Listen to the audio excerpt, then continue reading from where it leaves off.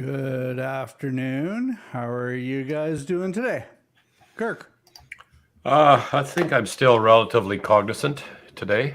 I've had 2 cups of coffee, Nice. and now I'm on a cup of hot water. So you got Relatively. us. Relatively, because the hot water doesn't have anything in it to make it, Yeah, pretty weak coffee. yeah. How about you, Michael? I feel well, although I deliberately stayed away from the caffeine so I don't speak too fast.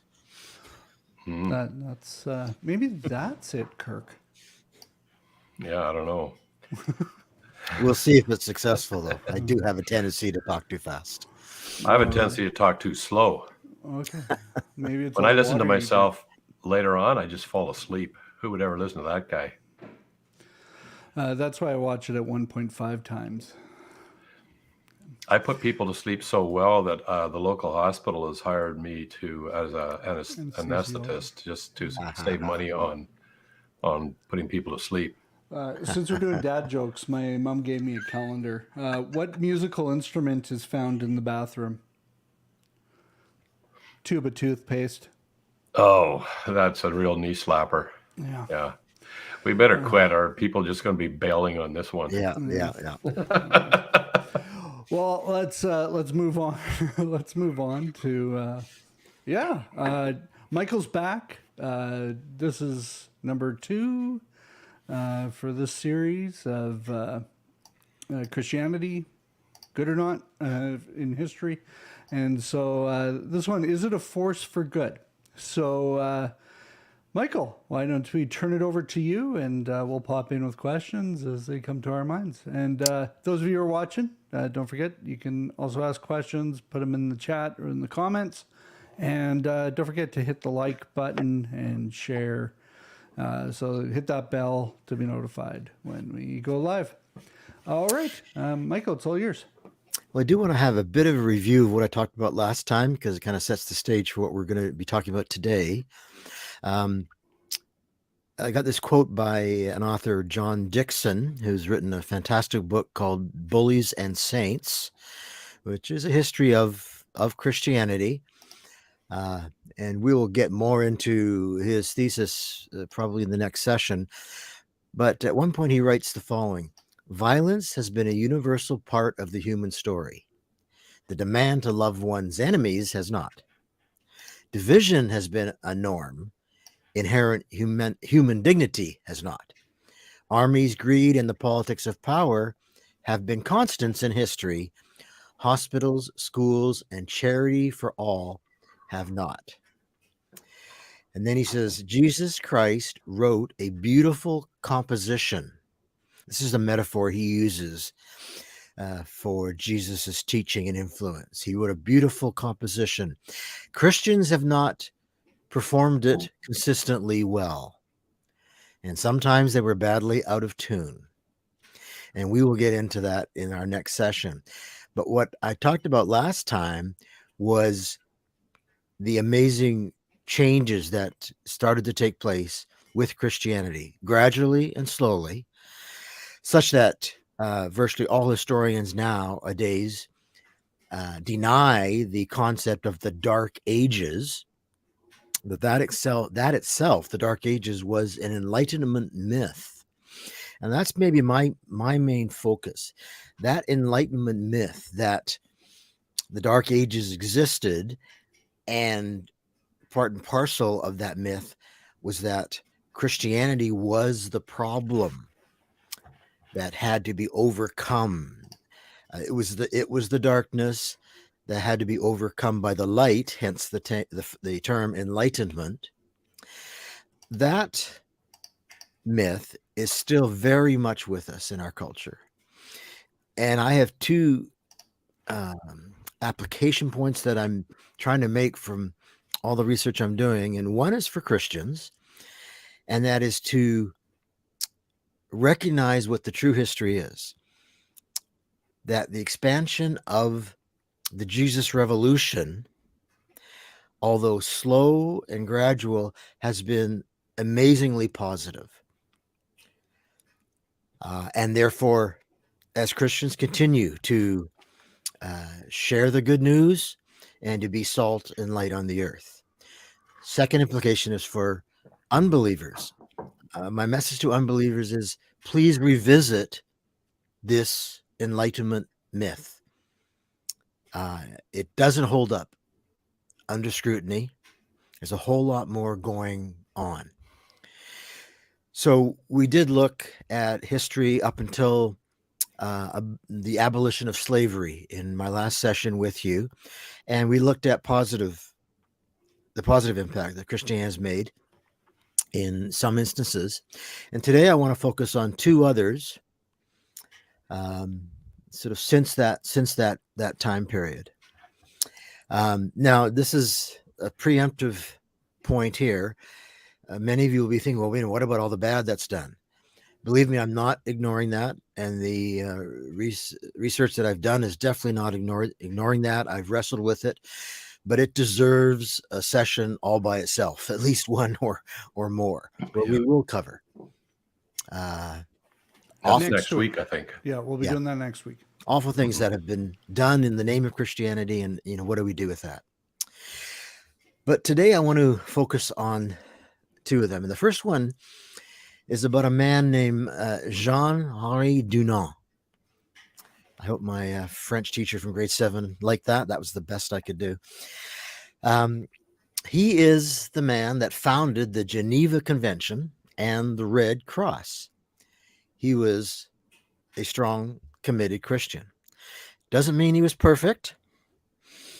And you look at his whole life, and he had some problems. But there's no doubt that Christianity was the driving force behind him and others who founded the Geneva Convention and the Red Cross. So it all started when Dunant, as a businessman, was on his way to try to see the French Emperor Napoleon III. Napoleon III, however, was on the battlefield at the time. Austria had taken some land in northern Italy, and the French and the Italians were trying to push the Austrians out. And so Dunant was on his way, and while he was there, the bloody Battle of Solferino took place. And on that day, June 25th, 1859, 40,000, an estimated 40,000 soldiers in one day were killed or wounded and lying on the battlefield. Now, in that time period, the 19th century, a wound was almost a death sentence. Armies hadn't figured out yet how to transfer wounded soldiers in any efficient way from the front lines to the rear of the operations. And the warring parties just thought physicians and nurses were combatants, and anyone who tried to, help anybody or bandage or care for the wounded just were fair targets. In fact, no one would help a wounded enemy. I mean, imagine you're coming to help a wounded enemy. There's a bloody soldier lying on the battlefield. Well, it could be a trick. They could just as likely rise up and stab you or shoot you. So the end result of all this was just people bleeding to death, dying of dehydration, or infections taking over quickly that could set in before medical personnel could actually do much good. And for Dunant, this was just more than he could handle.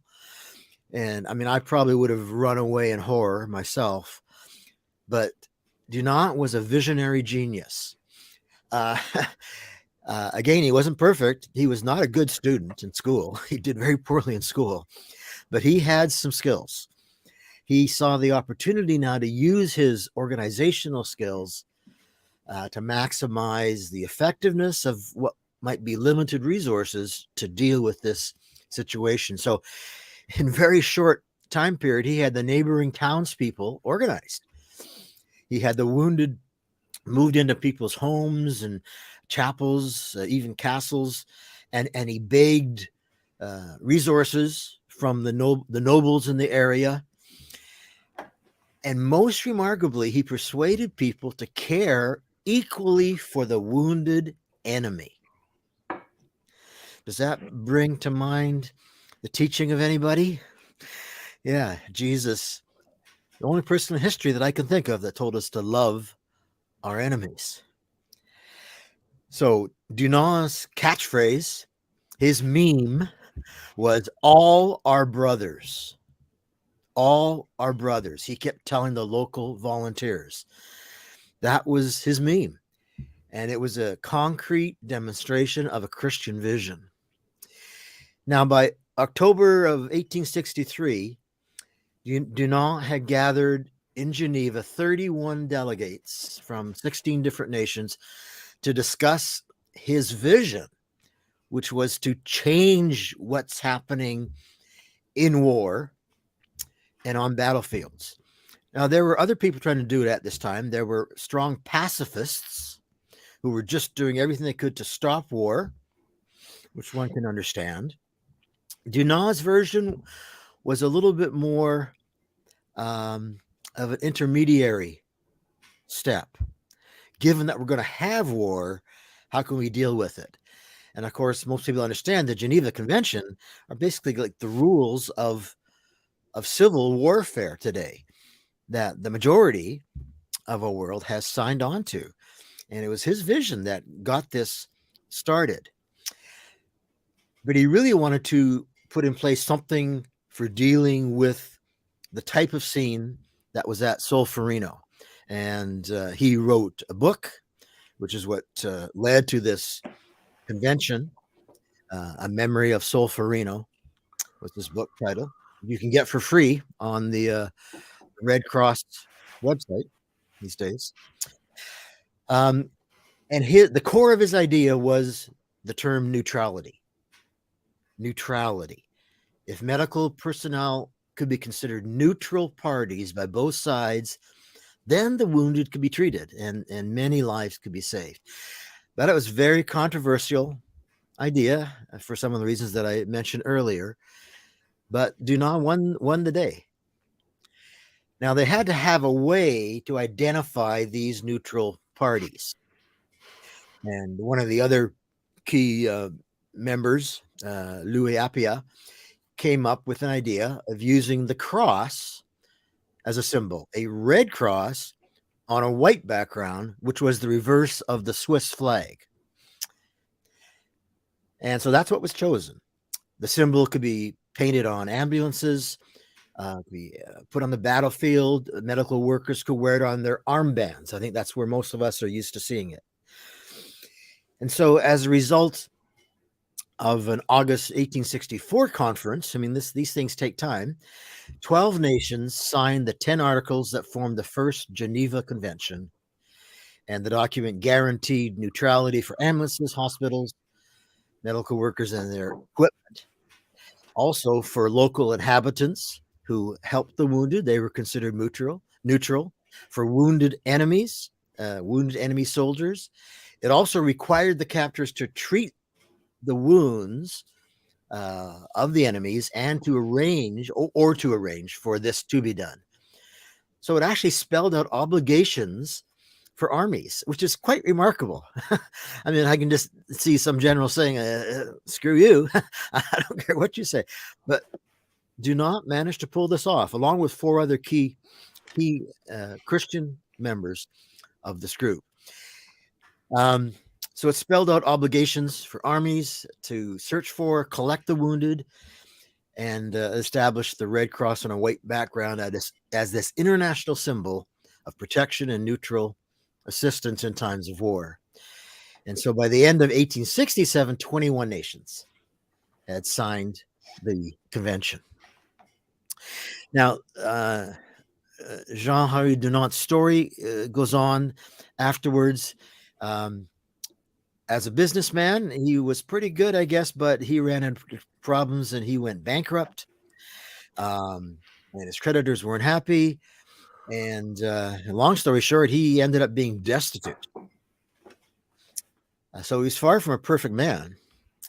And he lived most of his years in obscurity until 1901. He was sort of rediscovered. And the world's very first Nobel Peace Prize was given to him. It was shared along with another man who was, I believe, who was more of a pacifist. So this is a story of a Christian man who's actually doing what the teachings of Jesus say, using the skills that he has. And it's a specific example of accomplishing what he intended to accomplish. And not all of the examples of positive Christian impact are the intended results. A lot of them were not intended by the people involved, the Christians involved over the years.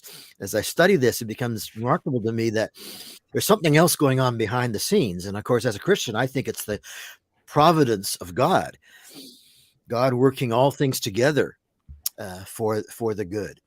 But this is a specific example of intentional Christian getting something done very positively. That's excellent, Michael. So it seems that it all boils down to one command that Jesus gave his followers, and that is to love your enemies as you love yourself. That would be the foundation principle here, which was, as you mentioned earlier, radically different from what human nature is normally inclined to do. And then out of that came the Red Cross and the Geneva Convention, some, like almost 2,000 years after the time of Christ. And it was done by someone following the teachings of Christ for that reason. Exactly. And as I said before, my message is for people to just revisit the teachings of Christ. Are you sure that that's the cause of all the world's problems? Mm-hmm. I mean, of course, I'm speaking facetiously, right? But there are a lot of people that think that. And sure, Christians haven't been perfect. To use Dixon's metaphor, we haven't sung the melody very well or played the composition as well as Jesus. And we might wonder, is Jesus's plan really the best plan? It's so slow and so on. But he warned us. He says it's going to be slow. It's going to be like yeast working its way through a batch of dough, but it will get the job done. It will happen. He says his kingdom will expand. He said it would be like the smallest seed becoming the biggest tree in the garden, and it's become that. Jesus' teachings has followers, more followers than any other worldview ever in existence. He also promised that the gates of hell will not prevail against it.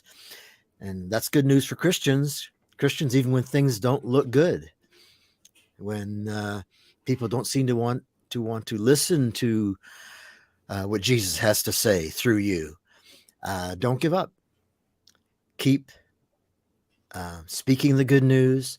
Keep acting, following the teachings of Jesus. Do it in love. Do it with gentleness and respect, but don't give up.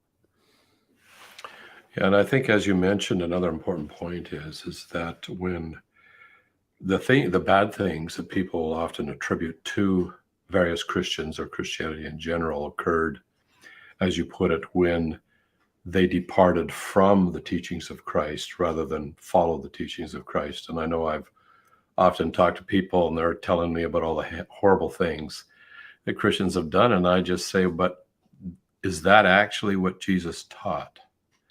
And most people seem to realize at that point that there's a difference between what Jesus actually taught and what the human nature within all of us, whether you're Christian or not, wants to do. But I think we'll come back to that more next week. Right. When you shared with me the other day that you were going to be talking about you had mentioned that there was some potential that he became agnostic at the end of his life and that kind of thing. There is in the description of our of the video, there is a link to the International Red Cross website, to one of the blogs that the historian for the Red Cross has written. It sort of touches on, he got into some mysticism, but he also had a lot of looks like paranoia and stuff in his older age. So where he ended up at the end, we don't know, but we do know that when he was creating the Red Cross, it was a very much a principled decision based on what his faith taught him. He And was there was a number driven of by other his faith people to in do there. that. And Yeah, so, absolutely. and even though the Red Cross, it was a very neutral party, they also came up with the Red Crescent for the Muslim side as well. Yep. It was all about loving your enemy and loving your neighbor, and everybody's a brother. And so, And still yeah. is. Yeah, and that article that you sent me the link for, Sheldon, is very good because it's current, up to date article by the Red Cross, and you could tell they seem to be writing it in response to some pushback that that there really wasn't any significant Christian involvement in the beginnings, and this writer really shows that is just not the case. And he's very honest. And the Red Cross is a secular organization today, and it's an example of how Christian principles can be applied, and even by people who aren't Christians. And so I guess that's one of the reasons I want unbelievers, people who are not Christians, to reconsider the teachings of Jesus, because they are for our good. They are for human flourishing. And anyway, this article, I think, did an excellent job of showing that no, the Christianity of not just Dunant, but the other four founders was an essential part of the organization. And the Red Cross, now what really stood out to me is the Red Cross is not secular in the sense of being anti-religious. They seem to be functioning as a truly pluralistic organization, and are working with all religions and trying to get all religions to behave the same way. And I think that's an example of true pluralism at work, which is something we're going to get to maybe in a future session. Yeah, I just want to bring that up because I know there's going to be an immediate pushback from some people that read a book once, and so and don't believe everything you read on Wikipedia. Look at the sources. Exactly, that was the source, and the Wikipedia source was one atheist book that seemed to be just trying to continue to perpetrate the Enlightenment myth that Christianity is just the worst ever. Yeah. So shall we move on to the second example that I want to cover today? Sure. All right. This one's a little bit different. It's not about the man we're going to talk about doing it. It's about the research he's done that discovers what he calls the missionary roots of liberal democracy. So if you ask people the question, what kind of impact have missionaries made on the world? A lot of people would probably say negative impact. I mean, have they just been exporting Western values, colonizing people, or have they done anything to improve the world? Well, for the last 20 to 25 years, a sociologist, Robert Woodbury, has been digging into one of the great enigmas of modern history. He saw through his studies that some nations seem to develop stable representative democracies in which the citizens enjoy the rights to vote, speak, assemble freely, while neighboring countries suffer under authoritarian rulers and internal conflict. He saw that public health and economic growth can also differ dramatically from one country to another, even among countries that share similar geography or cultural background and natural resources. So he wanted to find out why. So he examined the historical patterns and statistics between the years 1820 and 1920. And what he ended up discovering was that the work of Protestant conversionary missionaries, and I'll define that term in a moment here, Protestant conversionary missionaries turned out to be the single largest factor in ensuring the health of developing nations. Now, he has numerous case studies that illustrated this effect, and many other writers. I've read books by people who give examples, but he needed more than just case studies, which are more like anecdotal information. He needed a robust statistical model that could test the connection between missionary work and the health of nations. And he says, quote, that he was shocked by the statistical results. The impact of missions on global democracy was absolutely enormous. So he already had historical proof that missionaries had educated women and the poor, had promoted widespread printing and literacy, had led nationalistic movements that empowered ordinary citizens and fueled other key elements of democracy. Those were not disputed. But now he had statistics that were backing it up. Missionaries weren't just a small part of the picture. They were absolutely central to these positive results. But he was a good scholar, and he was determined to be his own skeptic here, and he wanted to make sure he wasn't making one of the biggest mistakes a scholar can make, and that is mistaking correlation for causation. So he says, my research assistants were entering all these variables for a host of factors. So they tested climate, health, location, accessibility, natural resources, colonial power, disease prevalence, and half a dozen others, which makes sense, right? All these could maybe explain why one country did better than another. But he says the missions variable remained amazingly robust. The theory kept holding up. So eventually his analysis led him to say the following, a quote from him.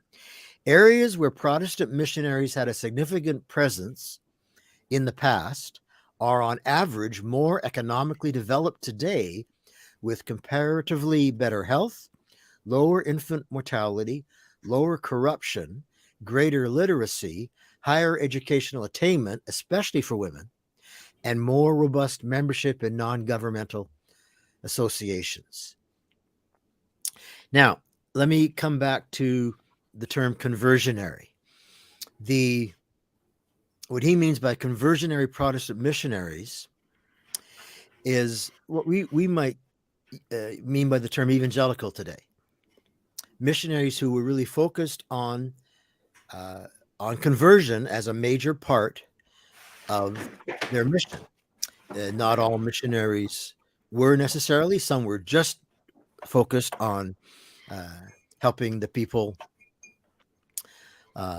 socially, but conversionary missionaries were focused on both. And also, let me interrupt you here, Michael. Yes. Even the word conversion is seen as a negative thing. Right. Largely by people who didn't even know what it is. So it's left up to their imagination. So can you clarify what is conversion from the perspective of a Protestant missionary? Yes. What does conversion, from what to what? Yeah, good suggestion. The term does have a pejorative sense to it, right? In our culture right now, it has the sense of forcing people and using power or coercion to get people to change their religion or something. But that is not the evangelical understanding of conversion. It is to share the good news, offer the good news of Jesus Christ, which is that even though we are all fallen and in a condition that we all call human nature, and we all know it because we say, hey, I'm only human, and we need fixing. Jesus offered the solution to that, which was forgiveness for our sins, or the way I like to put it, forgiveness for the evil that I've brought into the world. And I've brought my own share of evil into the world, and so have we all. Jesus offers forgiveness for that because his death on the cross paid the penalty that I should have paid for my sin and everyone's sin, I believe. And the second thing he offers is inner transformation. If we repent, which means admit that we are in a condition of fallenness, and we do tend to bring our own amount of evil into this world, and that we need forgiveness and we need transformation. And then we trust in Jesus Christ, that his death on the cross actually does pay the penalty for the evil that I've brought into the world, so that I don't have to pay the penalty, which would have been or would be separation from a holy God forever. Then conversion just means an individual freely choosing to accept that free gift, recognizing their need for it, like I did when I was a university student in 1970, on November 5th, 1970. And I heard Josh McDowell speaking on this. And those are the 2 points he mentioned, forgiveness and transformation. And I sat there thinking, oh boy, I definitely need forgiveness. And yes, I need to be transformed. And I gave my life to Jesus Christ that day. So nobody forced me to do that. I accepted a free gift that day, and my life began to change. And so that's what an evangelical will mean by conversion. A person freely choosing to receive what Jesus has done for them on the cross. And in the history of the church, and we'll get into this next week, there have been times when Christians have violated, I think, Jesus's way of spreading this. I'll have a great story to tell next week about Charlemagne, and how he was doing it one way until a local bishop got hold of him and he changed his way of doing it. So conversion doesn't necessarily have to mean doing anything that is forceful or violating a person's will. It means just sharing what we believe is to be true, and the person can freely choose to accept it or reject it. So conversionary missionaries are those that do that. So they, when you're looking at why is it that the conversionary approach that missionaries took, the Protestant missionaries took, actually resulted in a significantly improved society. If you're looking at what the cause would be from what you've said, it seems to me it would be that inner transformation that occurs, that spiritual rebirth from the inside that occurs within an individual, which then creates a whole, well, basically two things: loving God, a love for God, and a love for our fellow human being. Even if they're our enemy, we still love them. And then out of that comes all the positive benefits in this culture. Right. If the converted person continues on a daily basis to continue to trust God and try to, because he trusts God, try to obey Jesus's teachings. And so that's the trick. That's why there's a lot of bad things that Christians have done too, because they stopped following Jesus' teachings, and they usually got co-opted by the whatever culture they were in and started doing those things again. But we still have our human nature. We still have our human nature, yeah. But what's really interesting, Kirk, is it's not just that reason that these changes took place in the culture. Woodbury found that even in the areas where very few conversions took place, the same robust results still happened. So that means it isn't just transformed Christians living their life out every day that's causing change. It's sometimes just Jesus's ideas themselves. If anybody puts them into practice, it affects a culture positively. Again, part of the reason why I want unbelievers, please reconsider the Enlightenment Project myth. It isn't really true, and you're actually hurting human flourishing by pushing back against the teachings of Jesus, whether you realize it or not. Now, to follow up with Woodbury here, I mean, there's always going to be pushback, right? But there hasn't been much pushback that's been successful. He's won 4 major academic awards for his research. And Sheldon, I can maybe get actually you have these links that we could put. Yeah, I for people posted a link to check his themselves. article. There's a pay one, and then I just found a one that you don't have to pay for. So I just want to make sure that that's legal Yeah. before I post Right. it. But there's one you have to pay, I think, $25 to read the whole thing. But Oh, all right. yeah, if I can post the free one, I will. All right. So here's one comment from a fellow scholar, Robin Greer. She's a professor of economics and international and area studies at the University of Oklahoma. She says, I think, referring to Woodbury's work, I think it's the best work out there on religion and economic development. It's incredibly sophisticated and well-grounded, and I haven't seen anything like it. What I like about Woodbury, though, is he doesn't overstate his case. And we as Christians can do that sometimes. We can kind of become triumphant. I have no idea what you're Human talking nature. about, Michael. I've never done that. Overstate. That's our just human case. nature, Michael. It's human Overstate. nature. Yeah. You know, my guys are better than your guys, kind of thing. And I definitely don't want to be doing that through this whole process of pointing out the positive things that Christianity has done. I don't want us to go, hey, see, Christians are better than other people. That's not what's going on here.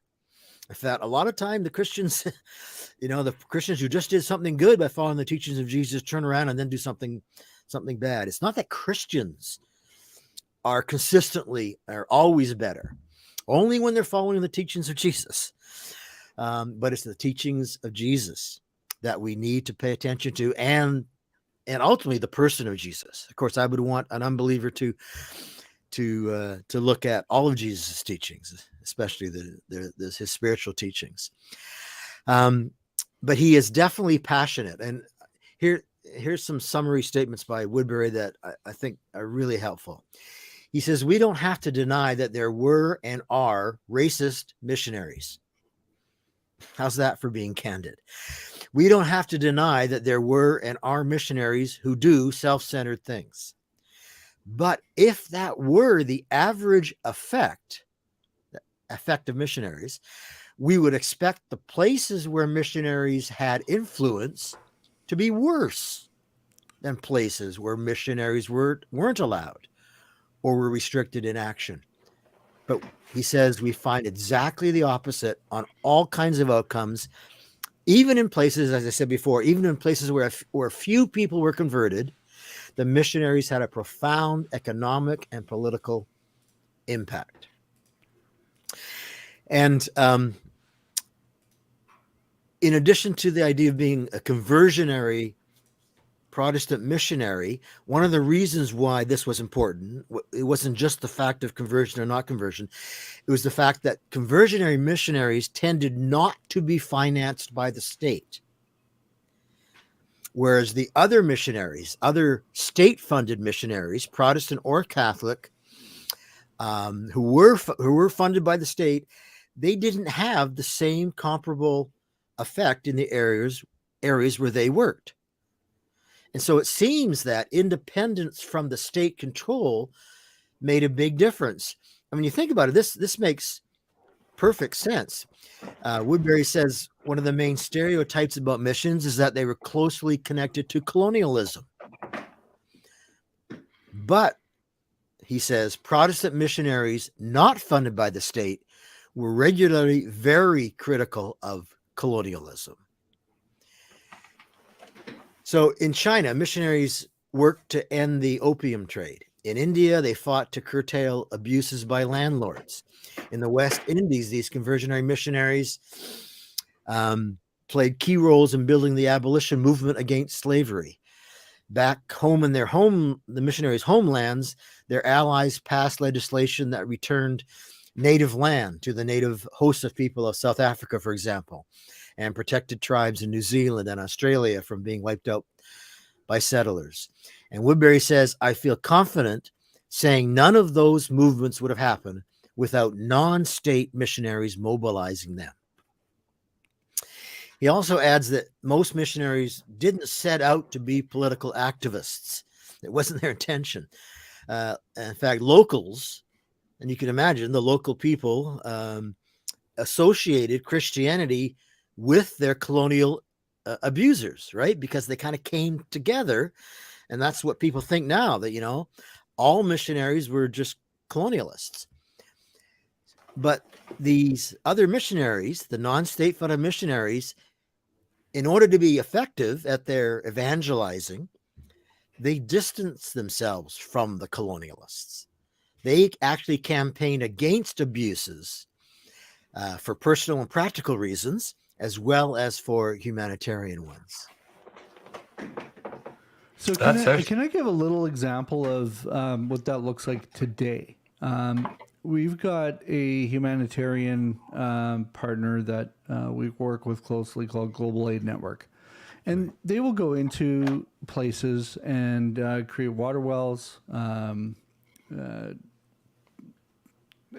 the idea is if this town is having to walk 3 miles to the nearest dirty creek and get sick and stuff, that's not good.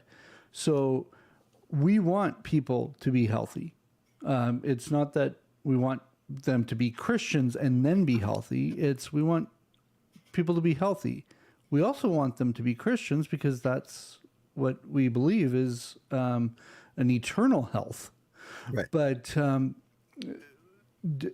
when I think of these conversionary missionaries, it's a spiritual health, and so it's not about stealing land. It's not about being able to raise a flag or say that this is now our territory. It's about an eternal decision that we want to help people make, and so even though we want to see people come to know Jesus, it's not because we are getting paid per conversion or anything like that. It's we just want to help people come to know Jesus, and if they don't have clean water, well, that's not good. So we want to bring clean water to them. Absolutely. I think there's another philosophical point that ties right in with what both of you said here, and going back to the distinction between the state-funded missionaries who didn't seem to be all that productive and at least beneficial, let's put it that way, beneficial, and the privately motivated conversionary missionaries.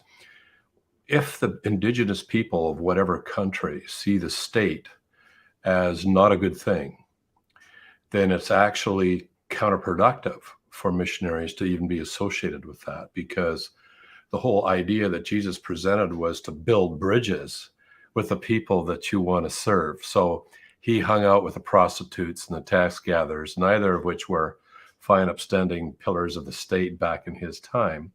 But he hung out with them so that he would build bridges. And unless there is an honest, from the heart response to this gift that Jesus Christ offers, it has to be real, in other words.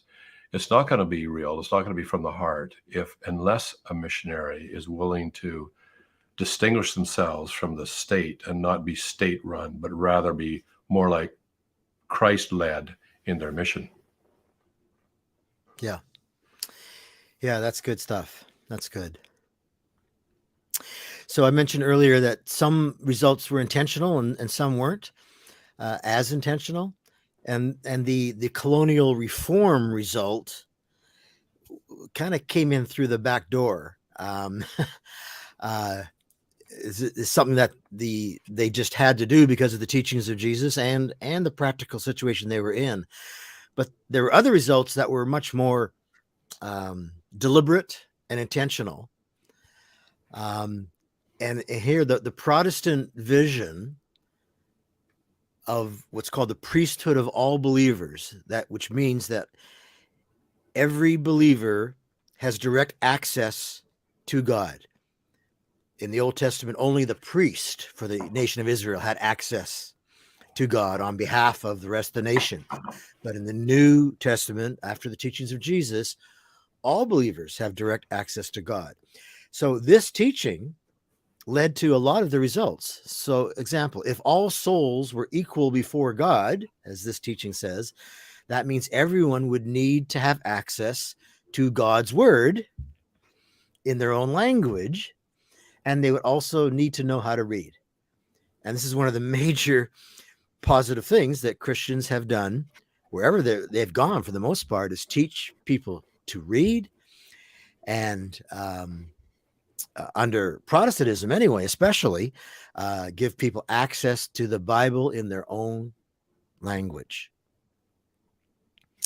And Dana Robert, who's the director of the Center for Global Christianity and Mission at Boston University, says, teaching people to read, that sounds basic, but if you look worldwide at poverty, literacy is the main thing that helps you rise out of poverty. Unless you have broad-based literacy, you can't have democratic movements either.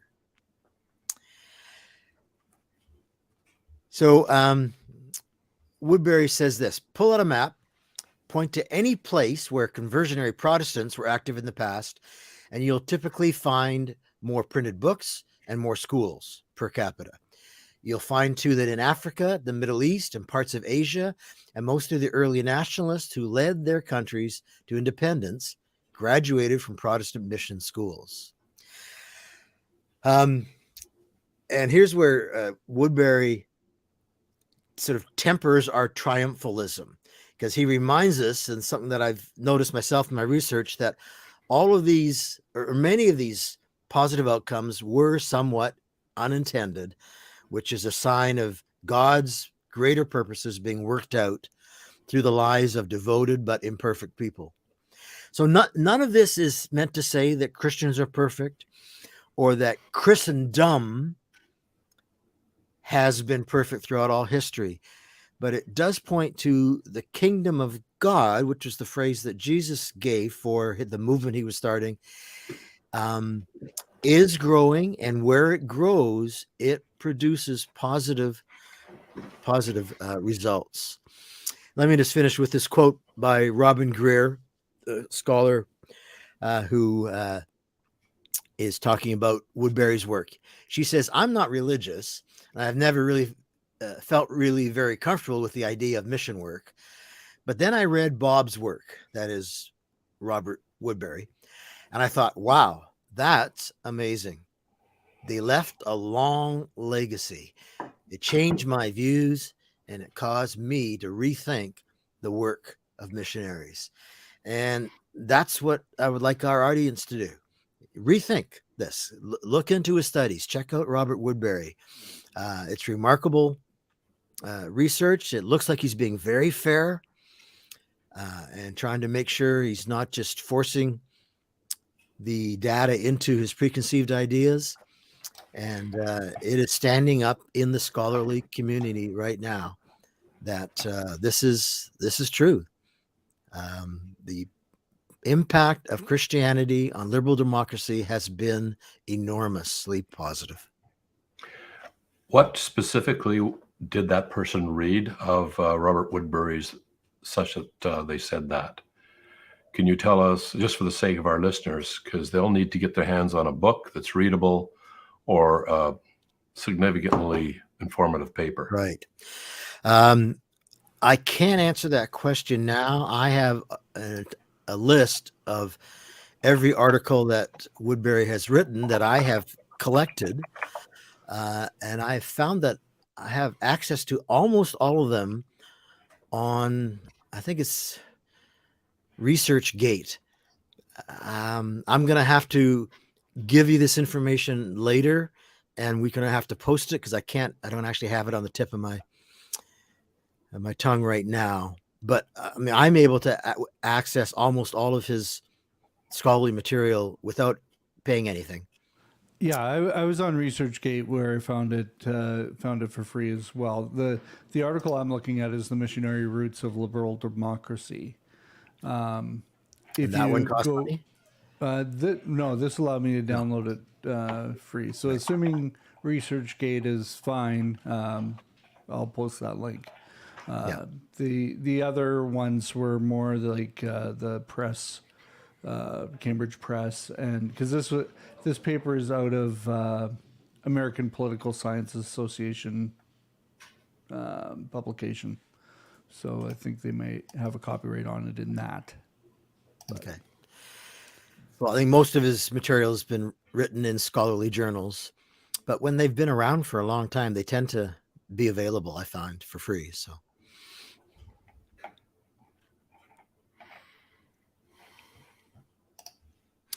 I know, Kirk, you've mentioned this quote before. Maybe just one last one to finish it off. It's he's not talking about Robert Woodbury in particular, but it's an atheist by the name of Matthew Paris, who grew up in Malawi, Africa. And so he saw the needs of African people, and he also saw the work of Christian missionaries. And this is an atheist now, and he says the following: the difference Christianity offers is a change of people's hearts. It brings a spiritual transformation. The rebirth is real, and the change is good. So even atheists who are familiar with what's going on can recognize the positive outcomes here. He also contrasted the difference in impact between, say, the United Nations working in those countries and Christian missionaries working in those countries. And I remember one section there he talks about how the United Nations, very well funded, driving modern vehicles, staying in hotels and so forth, whereas the Christian missionaries were living right in the villages and actually meeting needs with a minimal of funding in comparison to the United Nations. So there you have a difference between what the state is sponsoring and what authentic people who are trying to follow authentic Christianity are doing. And this is what Matthew Paris is singling out. It is people, even though he's an atheist, he recognizes the massive benefit that has accrued to some of these countries. And Malawi is one of the examples of people who were authentic Christians, not controlled or dictated by the state, who were just trying to represent Jesus Christ in those cultures and serve them. That was another thing that Jesus taught. Part of loving your neighbor as yourself is serving them, and serving them in whatever way that needs to further their best interest as far as health and literacy and spiritual well-being and so forth. Yeah. And that touches on another implication of the research that I've been doing, and that is part of the Enlightenment Project was to try to maintain the values, sort of the core values of Christianity, like all people have equal worth, value, and dignity, and the last shall be first and the first shall be last. But to hang on to those values, but to disconnect them from their moorings, which is the actual Christian doctrines and Christian teaching. I like to call it, they want the fruit without the root. They want the fruit of Christianity without the root of Christianity. But this has been a deliberate attempt to try, and I can understand why too, because there were lots of wars, the 30 Years' War, for example, that people perceived as being a religious war. And so the thought was, we've got to get rid of the religion part of things because that's causing all the problems. This is what their thinking is. But we can hang on to some of the values, right? So you can kind of understand why people go that way. But I think the experiment has been positive and negative. I think it has led to Christian values being spread from the West, or in the West, and from the West to the rest of the world as well. But the more it's disconnected from its moorings, the more it shows Nietzsche to be a prophet. Because Nietzsche predicted that once you get rid of God, once God is really dead, you've lost the foundation for all these Christian values, and you're just not going to be able to hold on to them. And of course, he was quite all right about that, because he hated the Christian values. He thought Christian values are weak. But people have tried to do this, have the fruit without the root, for so long, and the further away you get from the root, the more difficult it is to maintain the Christian values. And at one point, I think we're going to have a discussion here about, okay, if Christianity has really had such positive influence, and as some scholars are saying the air we breathe really is just the air of Christianity, then how do things get twisted up in such a way that a lot of it seems very anti-Christian now? And so that's Yeah. I'll leave that as a question, not one we can answer today, Yeah, we'll have to come back to that. but one that I is important. Yeah, and I think a huge example here in Canada with regard to when Christianity goes wrong, when it's totally tied into the state, and that was the residential schools. There is a case where the state came up with this idea, recruited two Christian denominations, two different ones, Roman Catholicism and then the Anglican Church, to participate in this. And the long-term effects are that it actually was very destructive to what we might call authentic Christianity. But that's, I think, something we'll come back to later. Back to this tree and the root thing. I do trimming trees on my property here, and I'll cut a branch off. I've done a lot of times, cutting branches off in the late winter, and in the spring, those branches, even though they're disconnected from the trunk, will still put out leaves for maybe even a couple of months.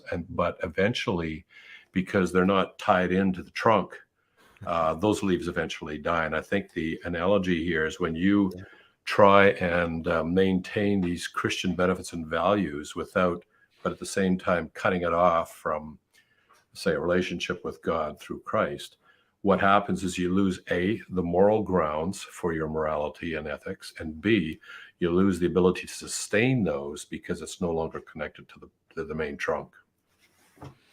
Yeah, that's a great analogy. Really good. And I was just thinking of the residential schools. If the state and the denominations got together and actually followed what Jesus said, the residential schools would have been a totally different situation than what ended up. It was corrupted people. It was greed. It was evil, and so. Yes, Christians were involved, but I'm not 100% sure we're going to see a lot of those people in heaven. Yeah, and it was also corrupted ideologies. Yeah.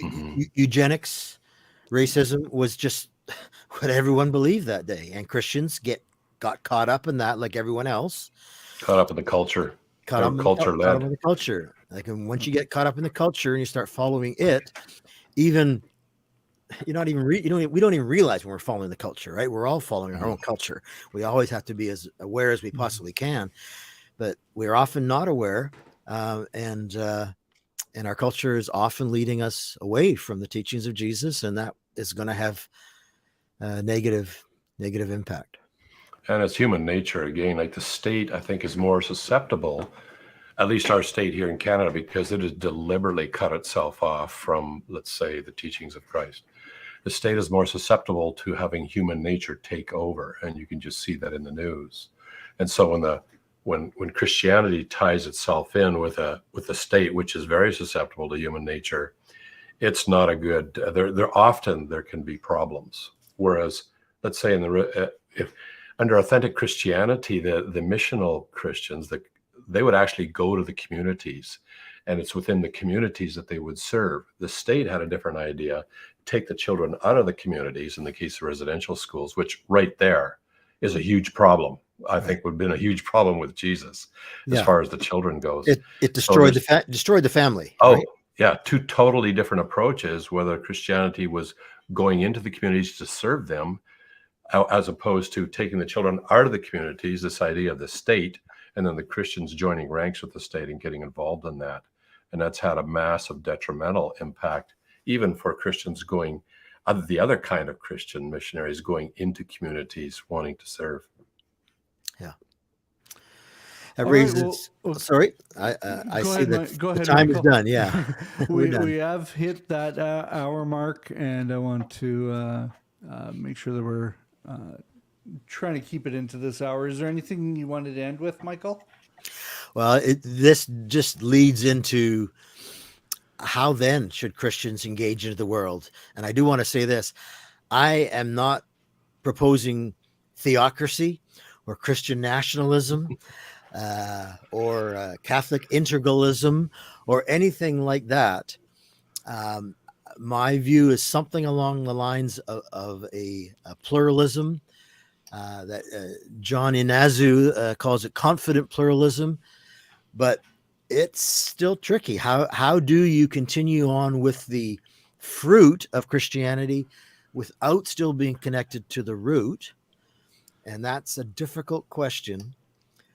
But I want to say it up front. I'm not proposing Christian nationalism, Good. but I am saying Christians get involved. Then you have the problem of the state arising all over again once you get into Christian nationalism and the corrupting influence of the state. Yeah, and if you read the New Testament, it's about the individual person's heart and life, and if everybody focused on their own relationship with Jesus and what he suggests and tells them to do, you're not going to have the problems of a residential school. You're not going to have the problems of a corrupted government, because they go against what Jesus says. All right. Well, next week we're going to talk about some of the other bad things that Christians do. The bad things. And if you are interested in that, it'll be same time next week, 12:30 Central, 1:30 Eastern. I have no idea what time it is, Michael, for you. 11:30 or starting at 10:30. Starting at 10:30. Oh, 10:30 Pacific. And looking forward to that conversation, and I'm sure a lot of people will be excited to join in the conversation there too. So don't forget, hit the bell, hit subscribe, and like the video. It helps us with the algorithms, and we will see you next week. Bye, everybody. Bye.